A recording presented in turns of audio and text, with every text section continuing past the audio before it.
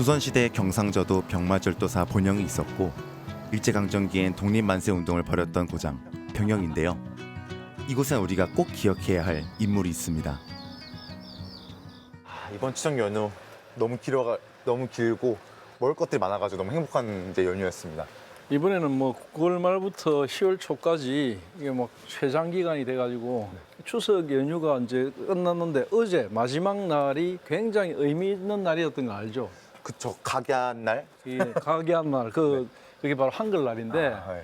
이 한글날과 관련된 이 한글날이라는 게 얼마나 중요하고 또 한글이 얼마나 우리에게 중요한 언어인지 잘 모르죠. 세계에서 공인된 언어가 엄청 많거든요. 네. 많은 사람들이 사용하는 공인된 언어 가운데 한글이 세계 9위입니다. 세계 10위권에 드는 거네요. 그렇죠. 그리고 K-팝 붐과 K-드라마 이런 것 때문에 K-푸드 이런 것 때문에 더 확산이 돼가지고 지금 세계 한 54개국 640-50개 되는 대학에서 이 한글 전공 과목을 택해가지고 학생들이 거기서 열심히 우리말을 공부하고 있습니다. 한류 덕분에 한글 정말 핫해졌네요. 그렇죠. 근데 중요한 거는 울산 출신의 선생님, 한글 학자가 만들어 놓은 문법 체계 이런 걸로 공부를 하고 있다는 거예요. 한글이 울산에서 문법이 재정비가 된 거군요. 그렇죠. 그러니까 울산에서가 아니고 울산 출신 네. 한글 학자. 바로 이제 그 외솔 최연배 선생을 만나기 위해서 오늘 추석 연휴가 끝나고 여기 온 것입니다. 그 선생님 정말 궁금한데 한번 만나보러 가시죠. 한번 만나보러 가봅시다.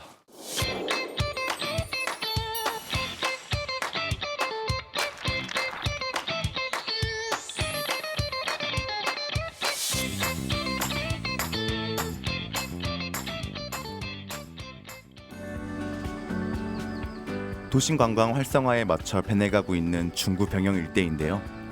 특히 이곳에선 우리의 고유 문자인 한글을 곳곳에서 발견할 수 있습니다. 골목길 쭉 따라 올라오니까 한글로 이루어진 새도 있고 이렇게 저희 애국가도 한글로 써져 있고 여기 어떤 길입니까? 이곳이 그 조성이 된 게 한 2010년쯤이거든요. 외솔과 관련된 기념관을 만들고 했는데 여기 보면 한글 도시 울산 중구 해놨죠. 네. 그 한글 도시로 울산 중구가 완전히 이제 정체성을 확립하고 자, 우리는 외솔 최연배를 보유한 구다. 그걸 강조하기 위해서 이제 여기 한글 테마길 조성 사업을 했어요. 자랑스러운 한글을 이 중구에 약간 입힌 거군요. 여기에도 네. 한글이 쭉 있죠. 네, 맞습니다. 그래서 옷도 딱 맞춰 입었는데 네. 이 병영성을 쭉 돌아가는 이 병영 일대, 병영 초등학교를 도는 이 일대를 한글 테마길로 만들었어요. 그래가지고 도로의 보도블럭에 이제 한글을 새겨두고 상징물도 만들고 뭐 그런 식으로 해가지고 울산 중구가 테마길을 만들어 놓았습니다. 그 중구의 한글 사랑이 너무 잘 묻어나는 것 같아서 그렇게 만든 이유는 다른 게 아니고 네. 길을 걸어가면서 사람들이 자연스럽게 이곳에 한글이 있구나 느끼거든요. 그러면 이곳이 한글과 관련이 있구나. 그래서 찾아가 보자.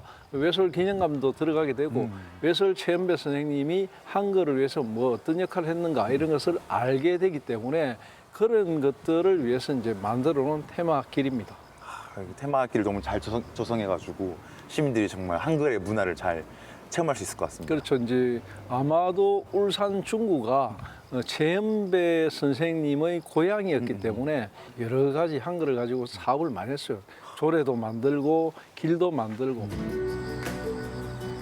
한글학자 최연배 선생의 한글 사랑 정신을 기리는 한글 테마길. 그곳엔 생가도 있는데요. 유학을 가기 전부터 이곳에서 아주 유명인이었습니다. 그럼 여기 뒤에 보이는 이 초가집이 그 선생님 살았던 그때 그 초가집인 건가요? 그렇죠. 이게 이제 최연배 선생님이 1894년생이거든요. 조선이 망해가던 시절인데 그때부터 한 17년 동안 이곳에 사셨는데 뭐 이게 그때의 집이 그대로 지금 남아 있는 건 아니고 그 뒤에 다 뭐 없어지고 이렇게 됐죠. 됐다가 2008년도에 이 울산시에서 이걸 이제 매입을 해가지고 생가를 복원했어요.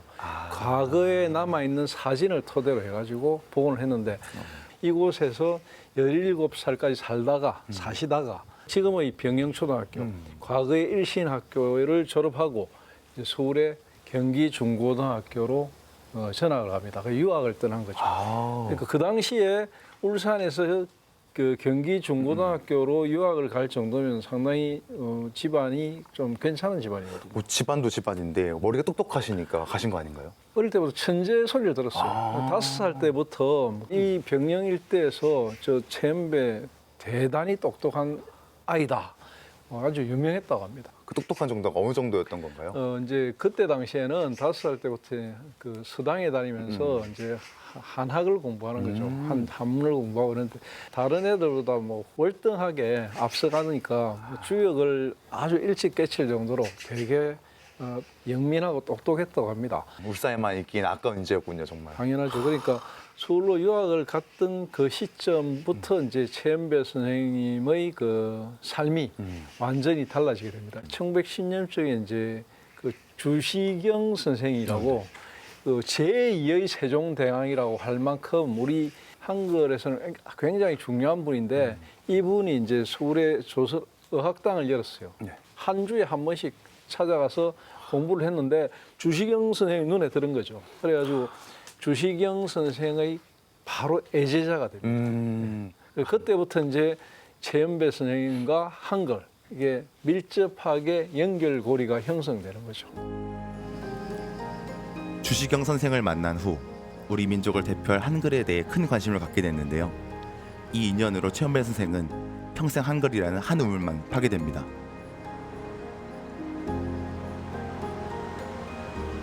최연배 선생님께서는 또 어떠한 계기로 한글을 공부하시게 된 건가요? 본래 그 최연배 선생님이 고향이 자고 자란 곳이 울산 병영이거든요. 울산 병영은 어떤 동네입니까? 예로부터 할까 울산의 원도심 아닙니까? 원도심이기도 하고 네. 이곳에서 뭐 우리가 촬영도 몇 번 왔었는데 병영이라 하면 딱 떠오르는 거 있잖아. 3.1운동도 했었고. 애국 충절의 고장.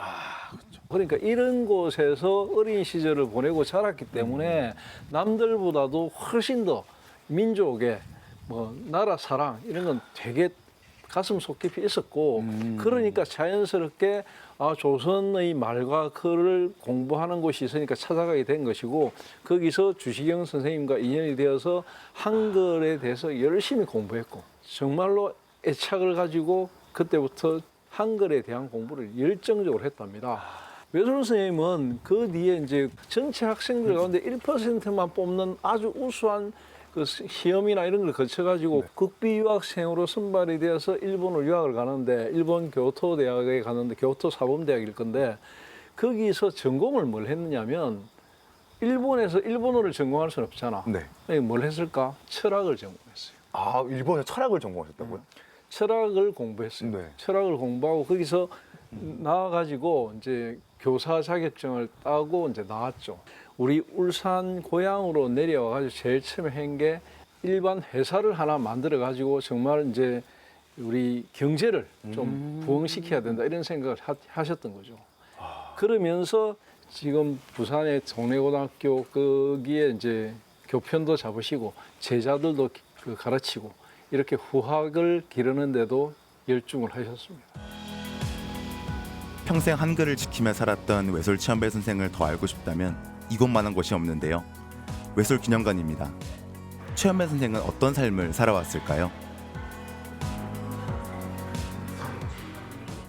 여기 지금 건물 안에 들어왔는데 여기 외솔 선생님을 이제 기념하기 위한 그런 건물인 건가요? 네, 여기가 이제 외솔 기념관인데 이 기념관은 그 우리나라 전문 박물관들이 있거든요. 전문 박물관 가운데 있어서 일종이라는 것을 득한 일종 박물관. 그러니까 그만큼 전문적인 자료들이 많이 들어가 있다. 그래서 이제 외솔 기념관은 의미가 깊은 기념관입니다. 이렇게 의미 있는 건물에 이렇게 들어오게 되어 정말 영광인데 그러면 선생님께서 연구했던 것들 그런 것들이 다 남아 있는 건가요? 외솔 최연배 선생님 하면은 가장 큰 업적은 역시 이제 한글의 현대화. 지금은 우리가 훈민정음이라는 말 안 쓰잖아요. 맞습니다. 그러니까 한글 하잖아. 한글은 어디서부터 비롯됐을까? 혹시 우리 외솔 선생님께서 만드신 건가요? 외솔 선생님의 스승님, 또 주시경 선생님이 한글이라는 말을 만들고 그때부터 우리가 한글이라는 걸 썼어요. 스승님이 그 이름을 바꿔 이 한글의 현대화에 모든 것을 다 바친 분이 외솔 최연배 선생님이고 그분의 업적 가운데 굉장히 중요한 것이 바로 우리말본이라는 책입니다. 아, 그게 이제 첫 연구로 나온 건가요? 그 책이 그냥 뭐 1, 2년 동안에 당장 만들어진 건 아니고 오랜 세월 동안에 자료 조사, 뭐 공부 이런 걸 통해 갖고 정립을 했고요. 1945년 미군정 시절에 편수국장을 지냈거든요. 그때부터 우리말을 우리 학생들에게 보급하는데 무엇이 좋으냐 이걸 연구해가지고 고등말본, 중학말본 이런 보급형 책들을 막 만들어낸 겁니다. 그리고 우리 학교에서 지금 배우고 있는 국어문법 그 기본이 바로 우리말본에서 왔다는 거. 이거 굉장히 중요한 사실이죠. 정말 해방 직전에도 해방 후에도 정말 많은 활동들을 하셨네요. 그렇죠. 예전에는 권력자들만이 문자를 가질 수 있었죠. 국민들이 사용할 문자를 만들고 보급하는 건 민주화를 의미하는데요. 그 시작을 알린 게 바로 한글이었습니다. 그 우리 말본이 나왔을 때쯤에는 일제 감정기였잖아요.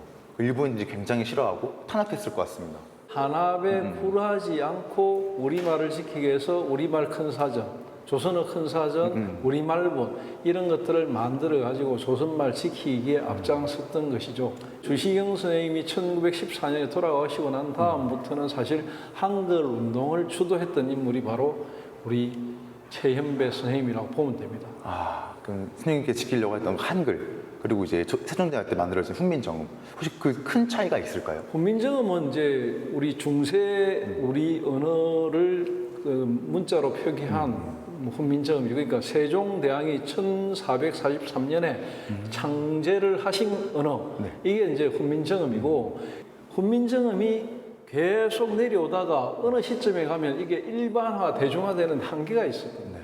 그러니까 28자의 글자 가운데 세월이 지나면서 사라진 글자도 있고 나중에 한 24자 정도로 정리가 되거든요. 그것을 현대의 어떤 사람들의 말하는 방식이나 쓰는 방식에 맞게끔 바꾼 것 그게 주시경 선생과 조선어학회에서 만든 한글입니다. 훈민정음과 한글의 차이 이제 좀 알 것 같습니다. 네. 그리고 이제 최현배 선생님이 얼마나 그런 민족혼이 강했고 애국심이 강했고 우리말에 대한 애착이 아주 강했느냐면 일본에서 유학하던 시절에 거기서 논문을 뭘 쓰느냐면 조선 민족이 살아남기 위해서는 어떤 길을 가야 되냐 이걸 썼는데 놀랍게도 뭘 주장했겠어요?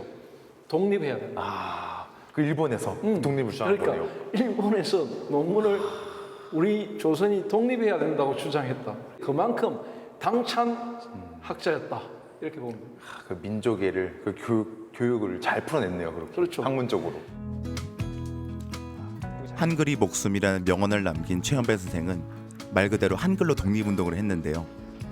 민족의 주체성을 지킬 수 있는 힘은 한글에서 나왔습니다. 외설 선생님께서는 해방 후에도 활동하신 건가요? 해방 후의 활동이 더 본격적인 활동이라고 할 수 있죠. 아, 어떤 활동들이 있었었나요? 미군정 체제 아래서 지금의 교육부처럼 문교부 편수국장, 우리 교육의 모든 것을 관장하는 그런 총책임자로 앉아가지고 우리 말 후세에게 어떻게 공부시킬 것이며 어떻게 전할 것인가 이런 걸 본격적으로 연구를 하셨고 약간 교육부 장관 이런 느낌이었군요. 그렇죠. 그 이외에도 지속적으로 이제 그와 관련된 일을 쭉 하시면서 일생을 바치셨습니다. 그다음에 지금 연세대학교 연희전문대학 그게 또 거기서 학교에서 또 많은 활동을 하시고 일제 강점기 때도 거기에서 학생들을 가르쳤거든요. 그때 당시에 이제 그 윤동주 님의 네. 스승이 바로 최현배 선생님이었고 아, 윤동주가 제자였다는 거예요? 오. 윤동주 선생님이 시를 보면 거의 대부분 한글로 아주 잘 적었어요. 그게 이제 스승인 그 최현배 선생님의 한글 사랑 이걸 직접 영향을 받았죠. 그 제자 양성 외에도 다른 활동은 없었나요? 그 뒤에 계속 이제 활동을 하셨는데 더 중요한 일은 한글의 보급, 한글의 현대화, 외솔 타작이라고 들어봤을 거예요. 지금의 우리 카톡이나 이런 거 막 쓰고 있는 네네네. 이런 것들의 체계가 거의 이제 우리 외솔 선생님이 다 잡아주신 것이고 그것을 기계화하고 어떤 보급하는 데도 앞장서셨던 분이 외솔 최현배 선생님입니다. 한글은 쓰기 쉽고 표현력이 풍부한 과학적인 문자로 세계에 이름을 알렸는데요. 조상들의 지혜를 가득 담아 물려준 최고의 보물입니다. 그럼 외술체험회 선생님, 저희 울산실록에 어떻게 기록하면 좋겠습니까? 한민족의 정신을 담은 그릇, 그게 바로 글과 말인데 이것이 일제강점기와 한국전쟁이라는 현대사의 격동 속에서도 살아남고 지금 세계인들이 배우는 글자가 됐다는 거, 이 엄청난 일이거든요.